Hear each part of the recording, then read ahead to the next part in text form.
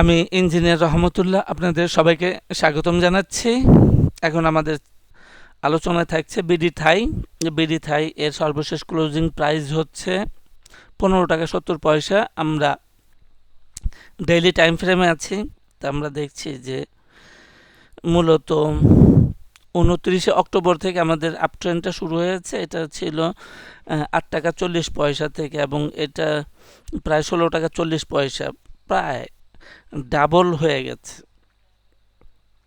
তাহলে আর সময়ে সময়ে আমরা বলেছি যে ট্রেন্ড দুই রকমের থাকে। একটা হচ্ছে যে মেইন ট্রেন্ড, যাকে আমরা বলছি মোটিভ, এবং তার বিপরীতে আরেকটা থাকে, তার নাম হচ্ছে কারেক্টিভ অথবা কাউন্টার ট্রেন্ড। তাহলে আমাদের কাছে ট্রেন্ড হচ্ছে দুই রকমের, একটা হচ্ছে মোটিভ আর একটা হচ্ছে কারেক্টিভ। তো মোটিভ যখন হয় তখন এটার প্রাইজ অ্যাকশনটা আপ ডাউন করে বা কারেকশন দিয়ে ট্রেনটা চলমান থাকে, এবং একটা সাইকেল 5 ওয়েভ সিকোয়েন্স মেনটেন করে সে চলমান থাকে। আর কারেক্টিভ ওয়েভ 3 ওয়েভ স্ট্রাকচার হয়, এটা বেশি দূর যেতে পারে না। তাহলে আমরা দেখি যে আমাদের বর্তমান যে আপট্রেন্ডটা আছে, এটা নেচারটা কি, এটা কি মোটিভ না কারেক্টিভ? এটা দেখার জন্য মূলত আমরা যেটা করে থাকি যে আমরা এখানে ওই পয়েন্টটাতে একটা হরিজন্টাল লাইন টানি এবং একটা ভার্টিক্যাল লাইন ড্র করি। এরপরে আমরা 45 ডিগ্রি অ্যাঙ্গেলে একটা রেখা টানবো মাঝামাঝি। এই 90 ডিগ্রিটাকে দুই ভাগে ভাগ করে দেব। দুই ভাগে ভাগ করলে আমরা এই রকম একটা রেখা পাই 45 ডিগ্রি অ্যাঙ্গেলে। এখন আমাদের প্রাইজ অ্যাকশনটা যত দূর অগ্রসর হচ্ছে, ম্যাক্সিমাম পার্টই এই 45 ডিগ্রি অ্যাঙ্গেলের নিচে।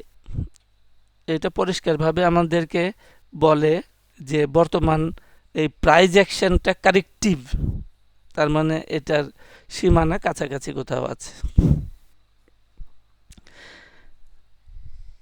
এটা কারেক্টিভ। আরেকটা হলো যে এই প্রাইজ অ্যাকশনটা স্লো, আগের মতো না। যেমনটা আমরা এইটাতেই দেখি যে এর আগের, আমরা একই টাইম ফ্রেমে থাকি তাহলে বুঝতে সুবিধা হবে যে আগের ডাউনটা অত্যন্ত তীক্ষ্ণ ছিল, ভার্টিক্যাল ছিল। তাহলে এইটাই মোটিভ, এইটাই direction of the main trend, এবং বর্তমানে যেটা চলমান আছে আপ ট্রেন্ড, এটা কারেক্টিভ। সুতরাং কারেক্টিভ হলে পরে আমরা যেটা দেখি যে এর আগে লাল অ্যারো দিয়ে যেটা দেখালাম যে এইটা হচ্ছে আমাদের মেইন ট্রেন্ড এবং ডাউন। এই ডিউরিং ডাউন ট্রেন্ডের সবচাইতে বড় একটা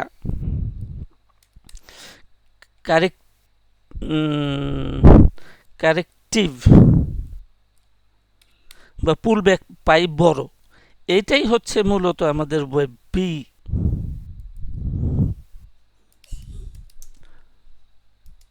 এটা হচ্ছে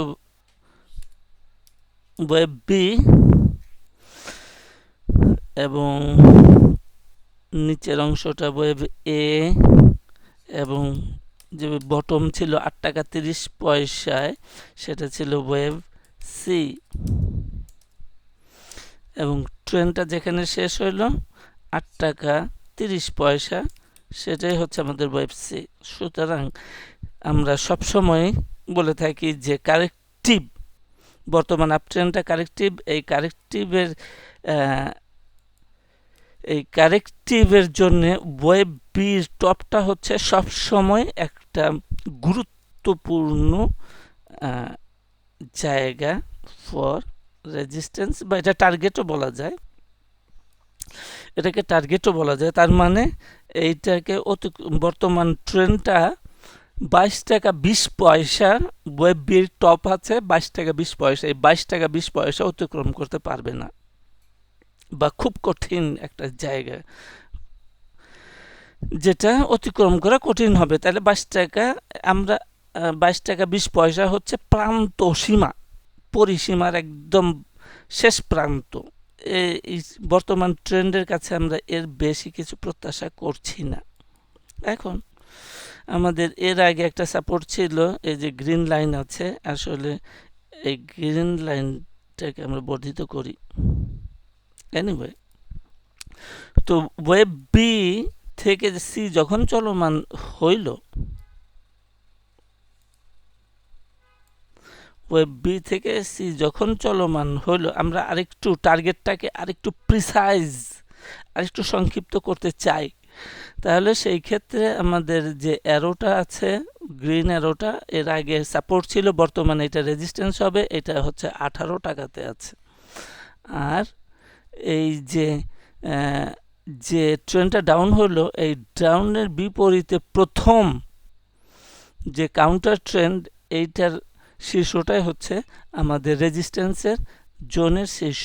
আমি একটু ড্র করলে আরেকটু পরিষ্কার হবে, যেটা অ্যাপ্রক্সিমেটলি 20 টাকাতে আছে। তাহলে আমরা বর্তমানের জন্য একটা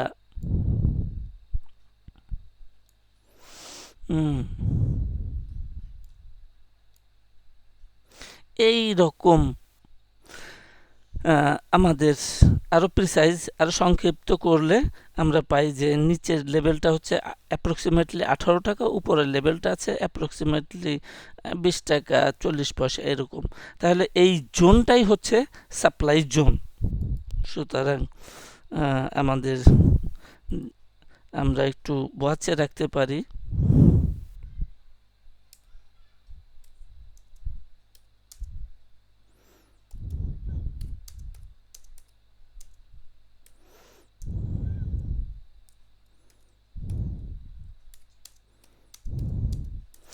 এটা হচ্ছে আমাদের সাপ্লাই জোন। সো এই সাপ্লাই জোনটাকে আমরা ওয়াচ করতে পারি এবং কোনোভাবে 22 টাকা 20 পয়সার উপরে আমরা টার্গেট না রাখাটাই সাজেস্ট করি এবং এটাকে একটু ভালোভাবে দেখতে চাই। মেনহোয়াইল আমরা দেখি যে আমাদের সর্বশেষ আপট্রেন্ডটা 3 ওয়েভ স্ট্রাকচার, এটা ভালো কোনো দিচ্ছে না, দিক নির্দেশনা দিচ্ছে না। আপট্রেন্ড আমরা সবসময় 5 ওয়েভ স্ট্রাকচার পেতে চাই, যেমনটা এর আগের বারও আমরা পেয়েছি। ইমিডিয়েটলি আগেরটা যদি আমরা দেখি, যেটা 1 2 3 4 5। সো আমরা একটু সতর্কতার সাথে ট্রেড করতে চাই, ট্রেডে থাকতে চাই, এবং সেখানে সাপ্লাই জোন 18টাতে 18 টাকা থেকে 20 টাকা এবং সর্বোচ্চ 22 টাকা 20 পয়সার বাইরে আমরা এই অবস্থায় ট্রেড টার্গেট না রাখাটাই সাজেস্ট করছি। ইন এনি কেস, আমাদের স্টপ লস এখানে যে ওয়েব, অ্যাগেইন এটা ওয়েব বি থেকে লোয়ার লো করলে পরে এটা ছোট হাতে দিচ্ছি ওয়েব বি। এই ওয়েব বি লোয়ার লো করলে পরে আপট্রেন্ডটা আমরা শেষ হয়ে যাবে এবং এই অ্যানালাইসিসটা ইনভ্যালিড বিবেচনা করতে হবে। এইটাই আমাদের স্টপ লস। ওয়েব বি অ্যাপ্রক্সিমেটলি হচ্ছে 14 টাকা 70 পয়সা। তো আজকে এই পর্যন্তই। ধন্যবাদ সব।